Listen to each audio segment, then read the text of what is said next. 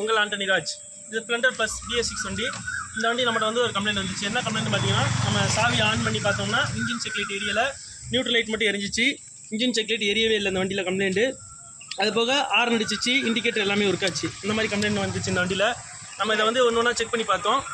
Check பண்ணி பார்த்ததில் இதில் வந்து என்ன கம்ப்ளைண்ட்டாக இருந்துச்சு பார்த்தீங்கன்னா, ECU தான் லைன் பிரச்சனை மாதிரி இருந்துச்சு. அதுக்கடுத்து ECU ஒன்று ஒன்றா நம்ம ஒரு வயலாக இந்த இடத்துல கீ செட்டில் எல்லாமே கழட்டி செக் பண்ணி பார்த்தோம். இதில் வந்து லாஸ்ட்டு பார்த்தீங்கன்னா, இந்த ECUலேருந்து போகிற பச்சை கலர் லைன், அதாவது பச்சை கலர் லைன் தான் கட் ஆகிருந்துச்சு. இந்த ECUலேருந்து போகிற லைன் பச்சை கலர் கட் ஆகிருந்துச்சு நம்மளுக்கு இங்கேக்குள்ளே இந்த போகிற ரெக்கில். இப்போ நம்ம இதெல்லாம் டேப் அடித்து பக்காவாக ரெடி பண்ணியாச்சு. ரெடி பண்ணிவிட்டு ECUவை நல்லா டேப் அடித்தாச்சு. இப்போ வந்து சாவி ஆன் பண்ணுறோம். ஆன் பண்ணே உங்களுக்கு சென்சார் லைட் வந்து எரிய ஆரம்பிச்சிச்சு.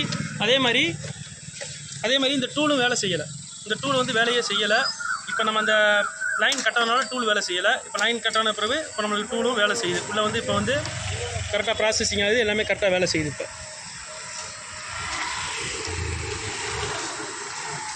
இப்போ வந்து அந்த TDC அதில் எல்லாமே ஒர்க் ஆகுது.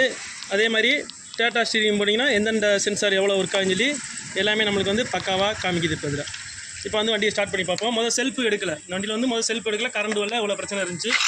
இப்போ வண்டி வந்து ஃபைனலாக ஸ்டார்ட் பண்ணியாச்சு. இந்த சென்சார் லைட்டு ஆஃப் ஆயிடுச்சு. இப்போ வண்டி சாவி ஆஃப் பண்ணுறோம், திரும்ப ஆன் பண்ணுறோம், சென்சார் லைட் எரியுது. செல்ஃப் அமுக்கிறோம், சென்சார் லைட்டு பக்காவாக ஆஃப் ஆயிடுச்சு. ஓகே நன்றி.